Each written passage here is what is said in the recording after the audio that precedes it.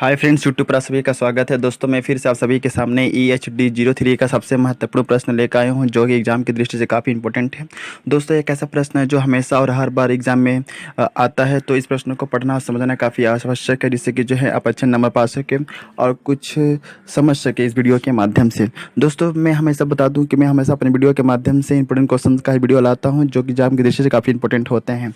तो मैं बिना लेट के स्टार्ट करता हूँ। देखिए दोस्तों, प्रश्न आता है कि रस क्या होता है, इसके भेदों का वर्णन करो। ओके, तो मैं बता दूं कि रस यानी कि जब हम किसी काव्य को पढ़ते हैं और उन्हें पढ़ने के बाद जब हमें आनंद की अनुभूति होती है, तो उसे हम रस कहते हैं। कहने का मतलब यह हुआ, जब हम किसी काव्य को पढ़ते हैं और उस काव्य को पढ़ने के बाद जब मनुष्य के मन के अंदर मन को खुशी मिलती है, आनंद की अनुभूति मिलती है, तो उस तरह के तरीके के काव्य रचना को हम लोग बोलते हैं रस। ओके, रस के विभिन्न भेद है, जिसका हम आपको एक एक करके व्याख्या करके बताएंगे। देखिए, रस के भेद है। पहला भेद है श्रृंगार रस। अच्छा, श्रृंगार रस कहने का मतलब है कि रूप सौंदर्य का वर्णन।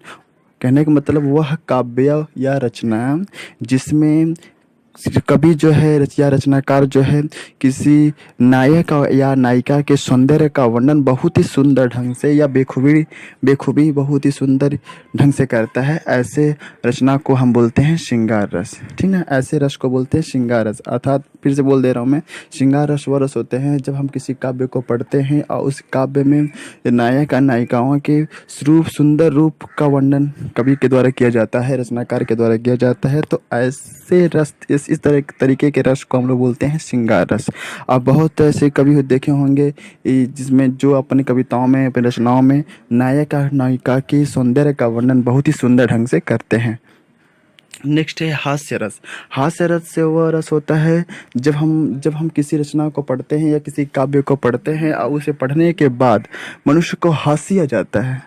ओके, तो इस तरीके के रस को हम बोलते हैं हास्य रस। मैंने सुविधा के लिए बगल में लिख दिया है हंसी वाला। हंसी वाला कहने का मतलब वह रस वह रचना या काव्य जिसको पढ़ने के बाद मनुष्य को हंसी आ जाता है, वो हंसने के लिए बाध्य हो जाता है। तो ऐसे इस तरीके के रस को बोलते हैं हास्य रस। नेक्स्ट है वीर रस, यानी कि वीरता वाला। वीर रस वह रस होता है वीर रस वह रस होता है जब हम किसी काव्य रचना को पढ़ते हैं और पढ़ने के बाद मनुष्य के अंदर वीरता का भाव उत्पन्न होता है। अर्थात मनुष्य के अंदर दृढ़ संकल्प पैदा होता है कि वह जो काम करेगा, चाहे वह देश के लिए हो, समाज के लिए, वह उसे पूरी तरीके से करेगा। तो उसके अंदर एक वीरता का भाव आ जाता है। जब हम इस तरीके की रचना पढ़ते हैं कि हमारे अंदर, हमारे मन के अंदर, हमारे हृदय के अंदर वीरता का भाव आ जाए, तो इस तरीके के रस को हम लोग बोलते हैं वीर रस। नेक्स्ट है करुण रस। करुण रस यानी कि दया वाला। करुण रस वह रस होता है जब हम किसी काव्य रचना को पढ़ते हैं और पढ़ने के बाद मनुष्य के अंदर दया का भाव आता है। ओके, हम किसी के प्रति, किसी के दुख से मोह जाते हैं। ओके, किसी के दुखों से हम खुद दुखित हो जाते हैं। तो इस तरीके के रस का प्रयोग जब रचनाकार अपने काव्यों में करता है और उस काव्य को पढ़ने के बाद जब हमें किसी के प्रति दया का भाव आ जाता है, तो ऐसे रस को बोलते हैं करुण रस। नेक्स्ट है रौद्र रस, यानी कि गुस्सा वाला या क्रोध वाला। रौद्र रस वह होता है जब किसी काव्य रचना को पढ़ने के बाद किसी के प्रति गुस्सा आ जाए या क्रोध आ जाए, तो हम इस तरीके के रस को बोलते हैं क्रोध रस। ओके, नेक्स्ट है विभिन्न रस। विभिन्न रस यानी घृणा वाला।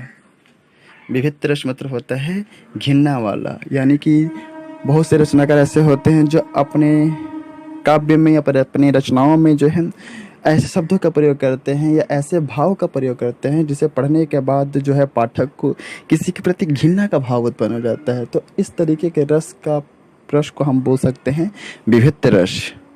ओके, आई थिंक आप लोगों को समझ में आ रहा होगा। नेक्स्ट है वात्सल्य रस। वात्सल्य रस मतलब होता है प्रेम वाला, समझ गए ना।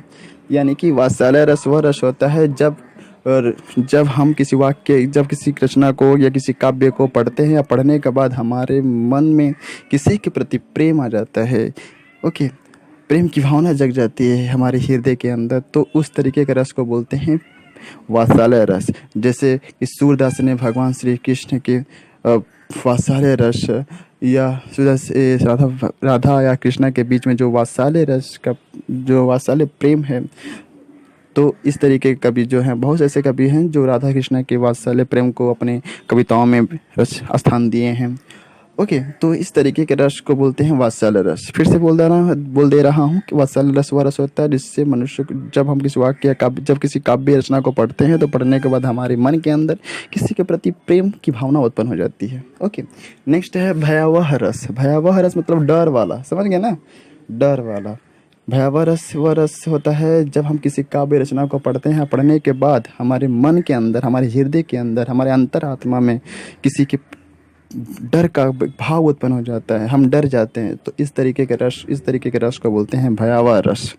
नेक्स्ट है शांत रस, यानी कि शांति बनाए रखने वाला। ओके, शांत रस वह रस होता है जब हम किसी काव्य रचना को पढ़ते हैं, पढ़ने के बाद हमारे मन के अंदर, हमारे हृदय के अंदर, हमारे अंतरात्मा को एक शांति की अनुभूति होती है, ठीक ना, हम निश्चित हो जाते हैं। ओके, तो हम इस तरीके के रस को पढ़ते हैं, बोलते हैं शांत रस। एक होता है अद्भुत रस। अद्भुत रस मतलब होता है कि आश्चर्यचकित करने वाला रस। बहुत बार ऐसा होता है कि जब हम किसी रचना को पढ़ते हैं, काव्य को पढ़ते हैं, तो पढ़ने के बाद हम आश्चर्यचकित हो जाते हैं कि ये घटना कैसे घटा, आखिरकार ये चीज़ कैसे हुआ। तो इस तरीके के रस का प्रयोग जब कवि जो है या रचनाकार जो है अपने काव्यों में करता है, तो उस तरीके के रस को बोलते हैं अद्भुत रस। और यहाँ पे आप जितने भी रस देख रहे हैं, वह सभी जो रस का प्रयोग काव्यों में करना बहुत ही आवश्यक है। इसलिए करना आवश्यक है क्योंकि अगर रचनाकार अगर इन रसों का प्रयोग नहीं करेगा तो वह काव्य रोचक नहीं होगा। ओके, उसमें पाठक जो है पाठक जो है उनके काव्य से आकर्षित नहीं होंगे।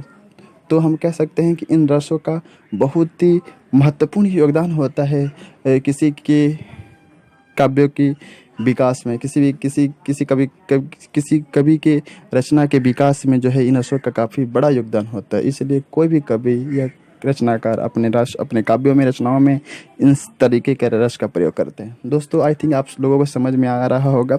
और मैं इस वीडियो के माध्यम से बता दूं कि मैं हमेशा जो है अपने वीडियो के माध्यम से इंपॉर्टेंट क्वेश्चन का वीडियो बनाता हूं, और जो कि एग्जाम के लिए काफ़ी इंपॉर्टेंट होते हैं, और बहुत ही शॉर्टली बनाता हूँ। आई थिंक आप लोग समझ रहे होंगे, और जिससे कि आप लोगों को कुछ समझ में आ जाए और कुछ लिख सके। ओके, क्योंकि हमारे पास इतना समय नहीं रहता है। मैं बस आज के लिए इतना ही कहता हूँ। Thank you and best of luck for your exam. Thank you.